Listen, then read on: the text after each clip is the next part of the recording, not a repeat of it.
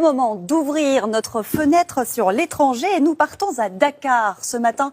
Retrouvez notre correspondant Nicolas Bertrand. Bonjour Nicolas, encore dans la nuit au Sénégal, il est 5 heures pour vous. Vous allez nous parler série aujourd'hui. Elles cartonnent dans le pays avec des audiences qui laissent rêveur, mais elles font face à des critiques, des attaques. Certains parlent de censure et ça va même plus loin puisque des acteurs ont été mis en prison.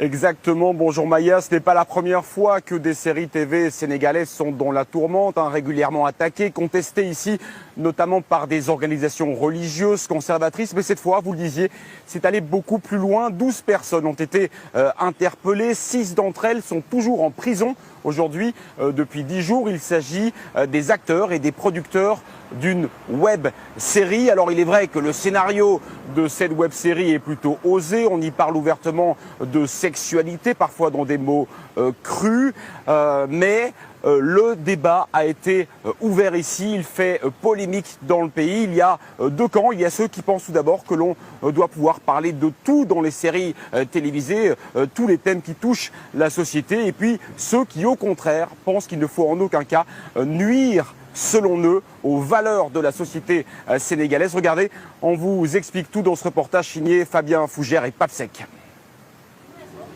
C'est devenu leur rituel. Comme des millions de Sénégalais, ce groupe d'amis ne raterait pour rien au monde sa série préférée. On regarde parce que ça reflète la société dans laquelle on vit aujourd'hui. Parfois, il est question de vie de couple ou même de tromperie entre hommes et femmes. Ces fictions sénégalaises s'attaquent à des thèmes longtemps tabous, comme la sexualité, les violences domestiques, la polygamie et l'infidélité. Laisse-moi t'expliquer. Les titres de ces séries sont d'ailleurs évocateurs, comme Maîtresse d'un homme marié ou Infidèle. Mais ces derniers jours, c'est la bande-annonce de cette série amateur diffusée sur les réseaux sociaux qui fait débat.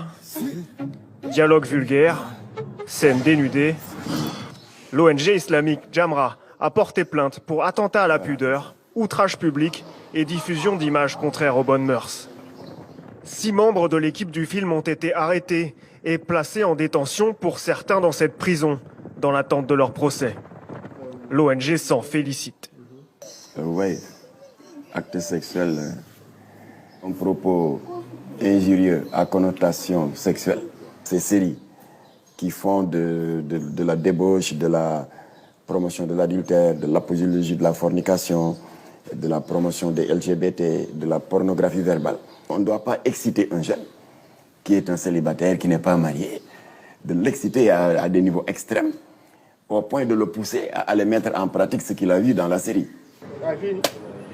Sur les plateaux de tournage, ce bras de fer entre morale publique et création artistique inquiète.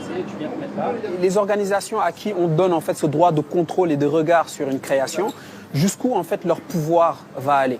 Donc je pense que c'est une chose qui peut être dangereuse parce que pour moi ce qui peut être acceptable peut ne pas l'être pour une autre personne. Il faut prendre en compte aujourd'hui notre liberté créative et il faut la donner en fait.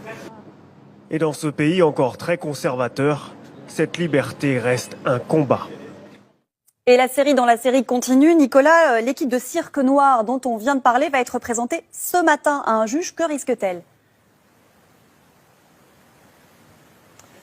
Eh bien oui, elle va être présentée au procureur de la République en fait qui va décider si oui ou non l'équipe doit être jugée, et si elle est jugée, elle va risquer jusqu'à 5 ans d'emprisonnement et une forte amende. Cela montre à quel point cette affaire est prise au sérieux. D'autres séries avaient déjà dû arrêter leur diffusion préalablement, mais c'est la première fois que la justice est saisie. Et puis je termine en vous disant que en préparant cette chronique, nous avons contacté des acteurs, des producteurs qui ont refusé de s'exprimer ouvertement par peur des conséquences. Ils estiment une nouvelle fois que c'est malheureusement la liberté de création, la liberté d'expression aussi, qui est mise à mal. Merci Nicolas Bertrand en direct de Dakar au Sénégal.